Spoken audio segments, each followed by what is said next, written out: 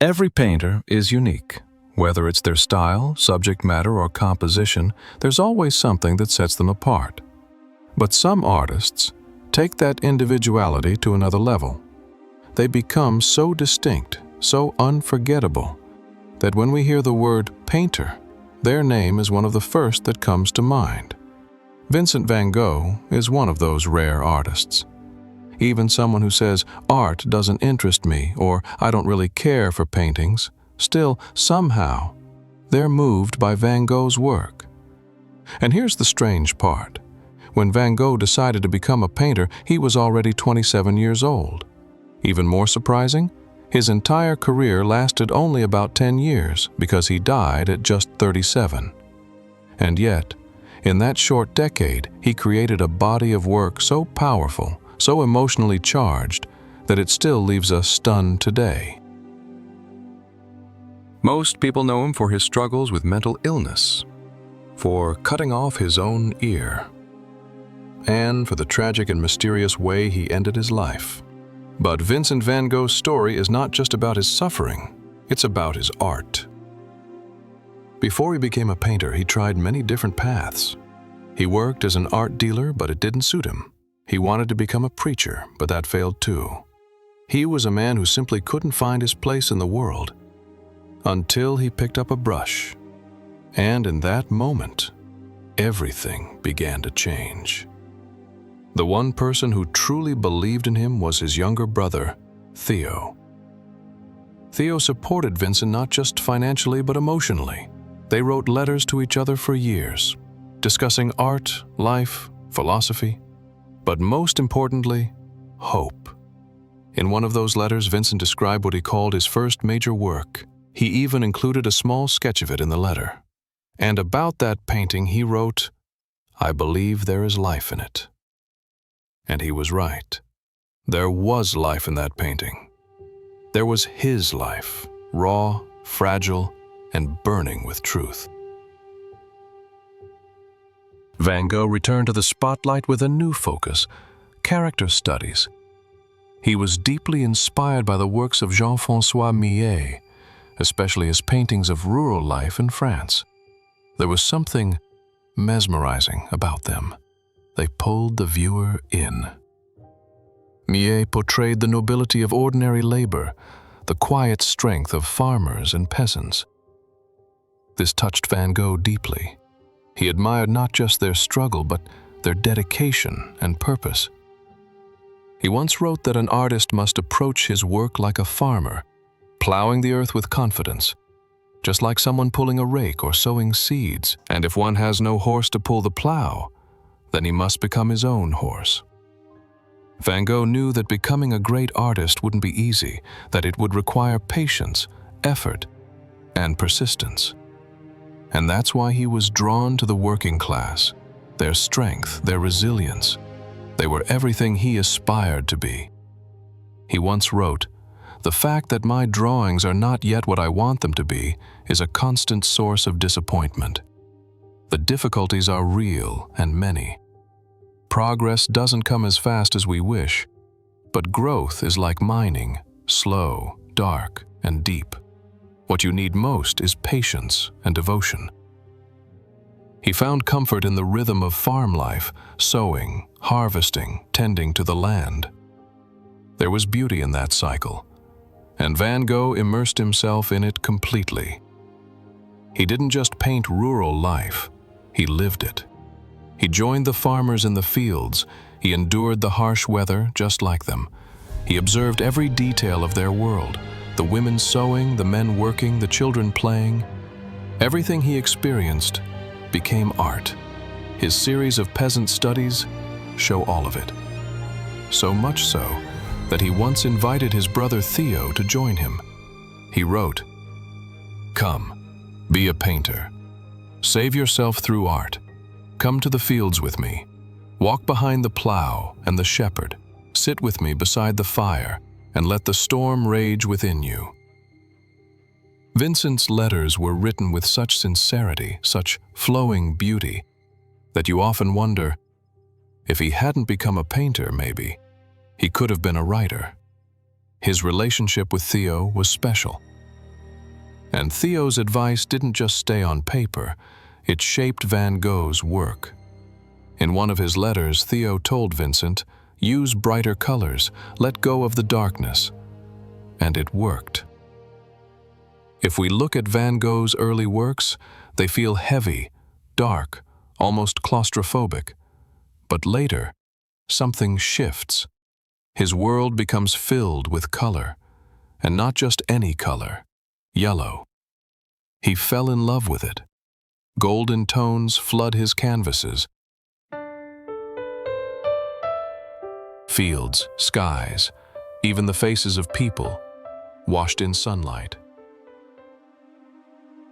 When we look at flowers, the first thing that comes to mind is beauty. Almost every flower holds its own unique aesthetic, its own grace. But even beauty doesn't last forever. In Van Gogh's floral paintings, the colors are vibrant, almost glowing. But when you look closer, you'll often notice something else. Wilted petals, drooping stems, flowers at the edge of death. And that's where Van Gogh speaks through the canvas. He doesn't just show us life, he shows us the inevitability of its passing. To him, flowers held a powerful truth.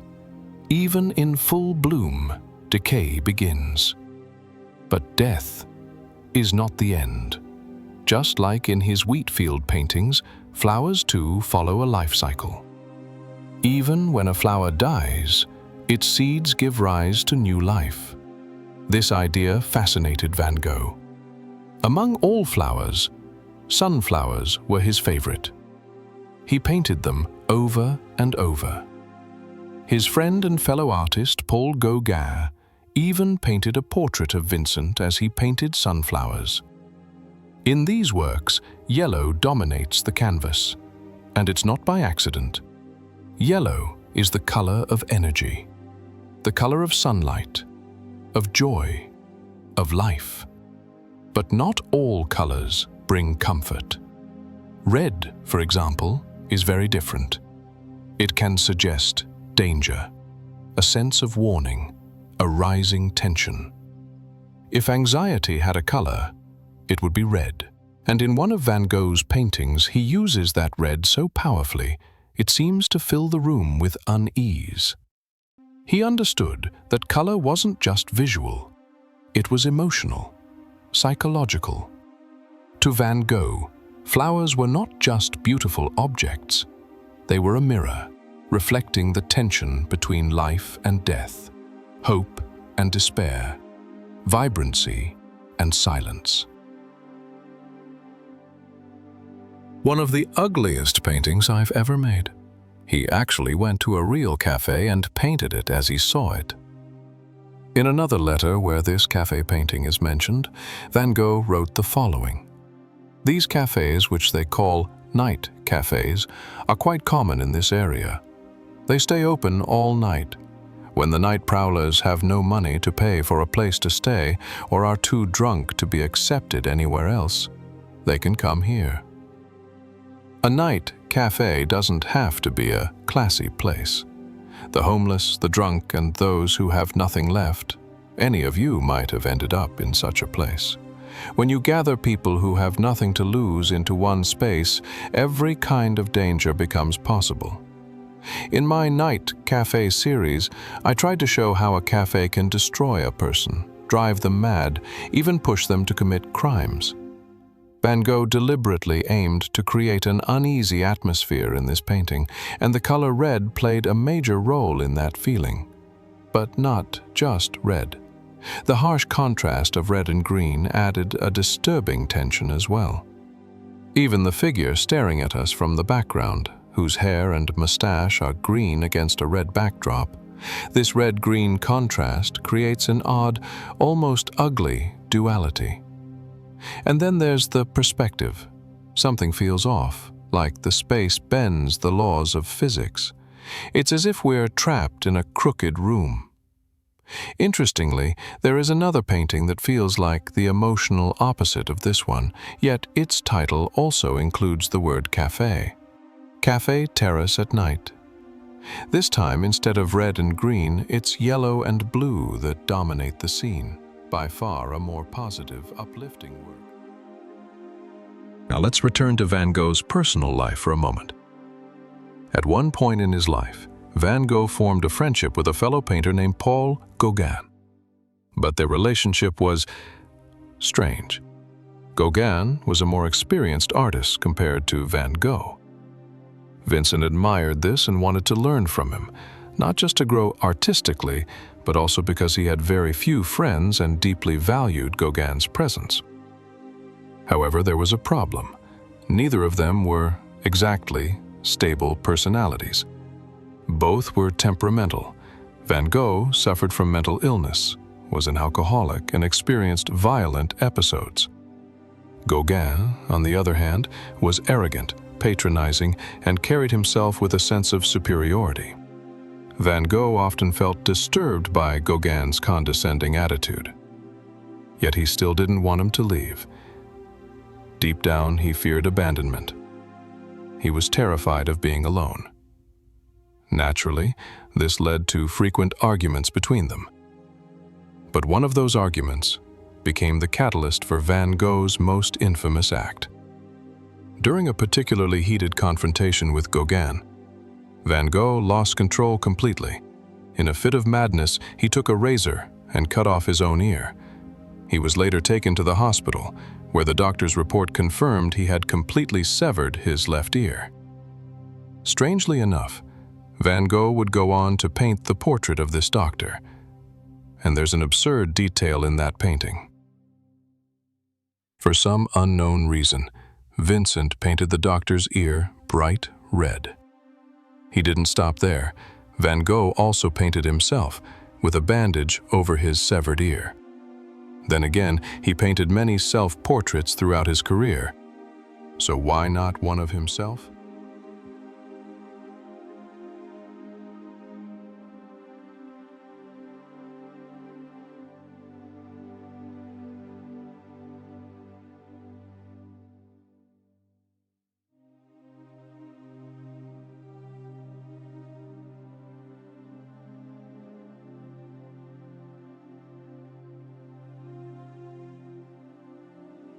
Among Van Gogh's many self-portraits, one in particular stands out. If you look closely at his eyes, they appear more slanted than usual, almost like those of a Japanese person.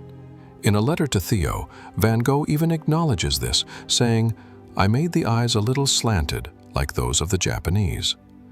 In that same bandaged self-portrait, we also see a piece of Japanese art in the background. Van Gogh was truly captivated by Japanese art.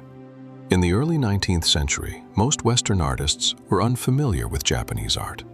But by the 1860s, with overseas trade on the rise, they finally discovered it and fell in love.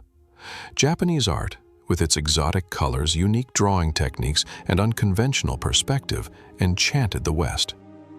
Van Gogh was especially influenced by two key elements: the bold use of color and the deep reverence for nature. Both were already central themes in his own work. But there was something else, too. Japanese art carried a strange sense of joy, a uniquely charming atmosphere that deeply attracted Vincent. He didn't just admire Japanese prints, he copied them. One example was a figure from the cover of a magazine issue devoted to Japanese art. Another was his reinterpretation of works by the Japanese artist Hiroshige. Though not exact replicas, Van Gogh's versions had sharper colors and a bolder tone.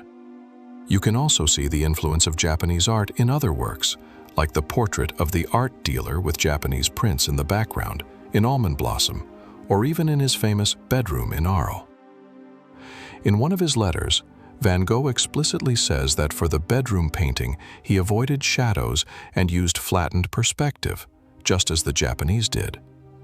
"All my work is, to some extent, founded on Japanese art," he once wrote.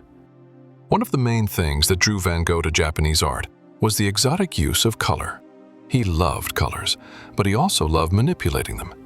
Look at how he painted himself and others. The colors are far from realistic. In a letter to Theo, he talks about how he deliberately distorts color in portraits. I want to paint a portrait of an artist friend who dreams great dreams. To finish it, I'll use color arbitrarily. I exaggerate the blonde in his hair, make it orange chrome or pale lemon, and instead of painting the dull walls behind him, I place his head in front of a rich blue background.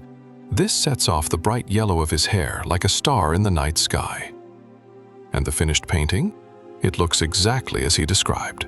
Van Gogh had a strong grasp of color theory and often used complementary colors: red, green, blue, orange, yellow, purple.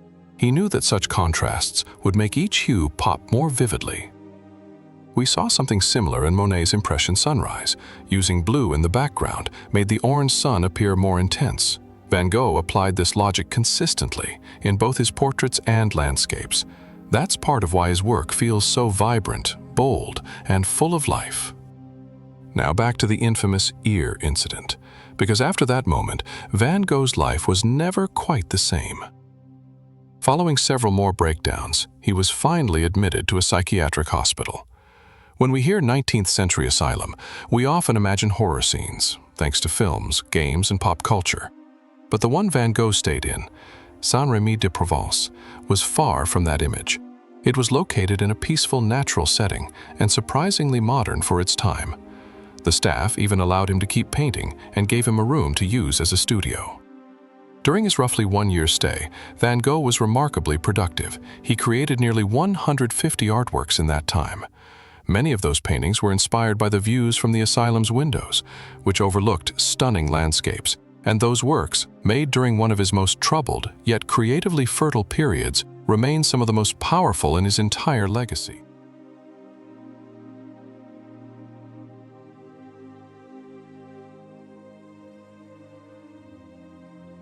One of Van Gogh's most famous works, Starry Night, was painted while he was staying in a psychiatric hospital. The scene is based on the view from his room window, but interestingly, there is also a village in the painting, which wasn't actually part of that view. This brings us back to his relationship with Gauguin. Normally, Van Gogh painted directly from observation, but Gauguin had encouraged him to rely more on imagination than observation. Perhaps following Gauguin's advice, Van Gogh added the village from his imagination, blending reality and inner vision. But in this work, what truly captures the viewer is not the village or the earth, but the sky, the moon, the stars, and especially those spiraling motions in the night sky. Compared to another Starry Night scene he once painted, this one shows a clear shift in how he approached the cosmos, as though he saw it not as a calm dome above, but as a swirling, moving force. He described this piece in a letter. "This morning, just before sunrise, I looked out from my window at the fields. There was nothing but the morning star, which appeared very big." That morning star he referred to is believed to be Venus. Researchers have confirmed that, during the spring of 1889, Venus was unusually bright and could easily be seen with the naked eye. It's likely Van Gogh mistook the glowing planet for a star and depicted it as such. After all, morning star is a common name for Venus.